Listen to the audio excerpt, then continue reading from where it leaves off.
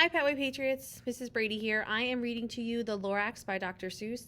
I love this story because it helps us understand that if we don't take care of our planet now, we could have some problems in the future. Okay, so I like this because it teaches you a lesson. Okay, so The Lorax by Dr. Seuss. At the far end of town where the grickle grass grows and the wind smells slow and sour when it blows, and no birds ever sing excepting old crows, is the street of the lifted Lorax.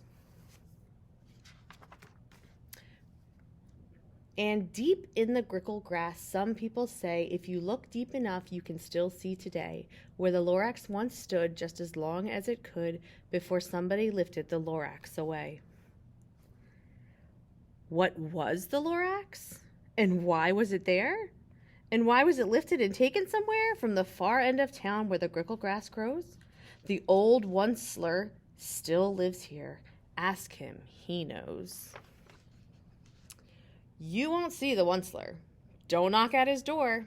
He stays in his lurkum on top of his store. He lurks in his lurkum, cold under the roof, where he makes his own clothes out of muffered moof. And on special dark midnights in August he peeks out of the shutters, and sometimes he speaks and tells how the Lorax was lifted away. He'll tell you, perhaps, if you're willing to pay. On the end of a rope he lets down a tin pail, and you have to toss in 15 cents and a nail and the shell of a great-great-great-grandfather snail. Then he pulls up the pail, makes a most careful count to see if you've paid him the proper amount. Then he hides what you paid him away in his snub, his secret strange hole in his groverless glove. Then he grunts, I will call you by whisper my phone, for the secrets I tell you are for your ears alone. Slop. Down slips the whisper my phone to your ear, and the old onceler's whispers are not very clear, since they have to come down through a sneggerly hose, and he sounds as if he had smallish bees on his nose. Now I'll tell you, he says, with his teeth sounding gray, how the Lorax got lifted and taken away. It all started way back such a long, long time ago, way back in the days when the grass was still green and the pond was still wet and the clouds were still clean and the song of the swoomy swans rang out in space. One morning I came to this glorious place, and I first saw the trees, the truffula trees, the bright colored tufts of the truffula trees, mile after mile in a fresh morning breeze. And under the trees I saw brown barbaloots frisking about in their barbaloot suits as they played in the shade and ate truffula fruits. From the rippleless pond came the comfortable sound of the humming fish humming while splashing around. But those trees, those truffula trees, all my life I'd been searching for trees such as these. The touch of their tufts was much softer than silk, and they had the sweet smell of fresh butterfly milk. I felt a great leaping of joy in my heart. I knew just what to do. I unloaded my cart. In no time at all, I had built a small shop. Then I chopped down a truffula tree with one chop. And with great skillful skill and with great speedy speed, I took the soft tuft and I knitted a thneed. The instant I finished, I heard a gazump. I looked and I saw something pop out of the stump of the tree I just chopped down. It was sort of a man. Describe him? That's hard. I don't know if I can. He was shortish and oldish and brownish and mossy, and he spoke with a voice that was sharpish and bossy. Mister, he said with a sawdusty sneeze, I am the Lorax. I speak for the trees. I speak for the trees have no tongues. And I'm asking you, sir, at the top of my lungs. He was very upset as he shouted and puffed. What's that thing you've made out of my truffula tuft? Look, Lorax, I said, there's no cause for alarm. I chopped just one tree. I'm doing no harm. I'm being quite useful. This thing is a thneed. A thneed's a fine something that all people need. It's a shirt, it's a sock, it's a glove, it's a hat, but it has other uses. Yes, far beyond that. You can use it for carpets, for pillows, for sheets, or curtains or covers for bicycle seats. The Lorax said, Sir, you are crazy with greed. There was no one on earth who would buy that full thneed. But the very next minute, I proved he was wrong, for just at that minute, a chap came along, and he thought that the thneed I had knitted was great. He happily bought it for $3.98. I laughed at the Lorax. You poor stupid guy, you never can tell what some people will buy. I repeat, cried the Lorax, I speak for the trees. I'm busy, I told him. Shut up, if you please. I rushed across the room and in no time at all built a radio phone. I put in a quick call. I called all my brothers and uncles and aunts and I said, listen here, here's a wonderful chance for the whole Onceler family to get mighty rich. Get over here fast, take the road to North Nitch, turn left on Weehawken and sharp right at South Stitch. And in no time at all, in the factory I built, the whole Onceler family was working full tilt. We were all knitting thneeds just as busy as bees to the sound of the chopping of truffula trees. He's not cutting down just one now. He's cutting down all the trees. Then, oh baby, oh, how my business did grow. Now chopping one tree at a time was too slow. So I quickly invented a super axe hacker, which whacked off 4 truffula trees at one smacker. We were making thneeds 4 times as fast as before, and that Lorax, he didn't show up anymore. But the next week he knocked on my new office door. He snapped, I'm the Lorax who speaks for the trees. Would you seem to be chopping as fast as you please? But I'm also in charge of the brown barbaloots who played in the shade in the barber suits and happily lived eating truffula fruits. Now, thanks to your hacking my trees to the ground, there's not enough truffula fruit to go round, and my poor barbaloots are all getting the crummies because they have gas and no food in their tummies. They loved living here, but I can't let them stay. They'll have to find food, and I hope that they may.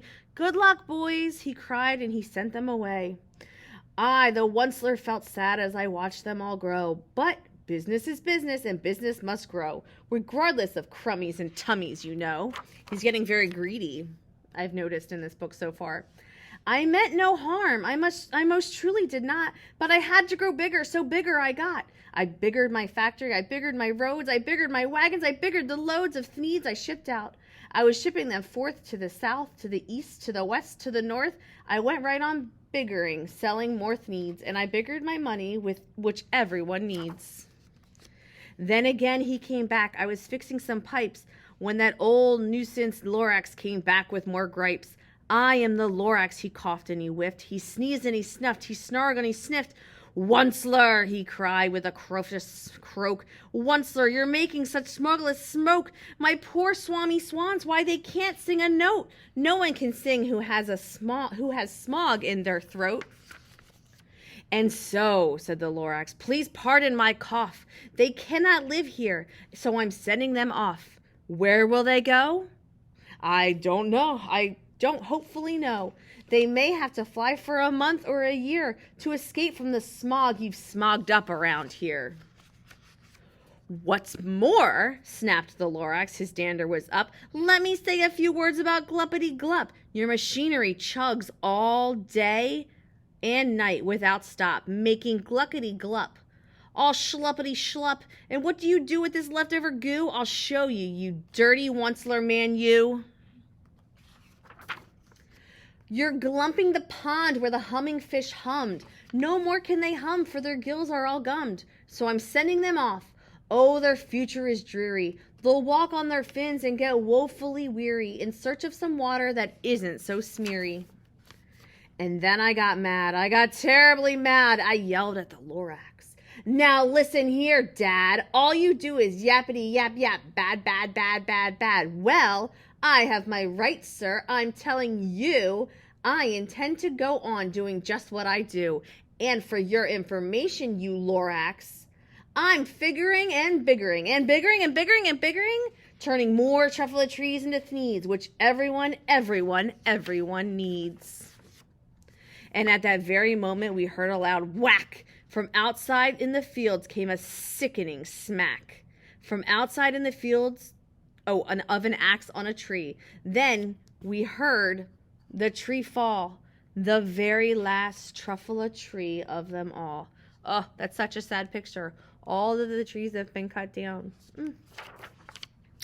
No more trees, no more needs, no more work to be done. So in no time, my uncles and aunts, everyone, all waved me goodbye. They jumped into my cars and drove away under the smoke-smogged stars. Now all that was left beneath the bad-smelling sky was my big empty factory, the Lorax, and I.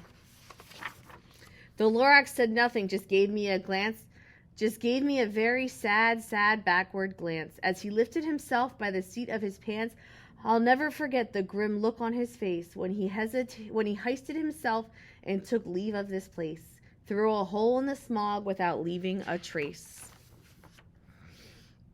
And all that the Lorax left here in this mess was a small pile of rocks with one word, unless.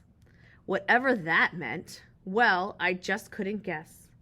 That was long, long ago, but each day since that day, I've sat here and worried away. Through the years, while my buildings have fallen apart, I've worried about it with all of my heart. But now, says the Onceler, now that you're here, the word of the Lorax seems perfectly clear. Unless someone like you cares a whole awful lot, nothing is going to be better. It's not.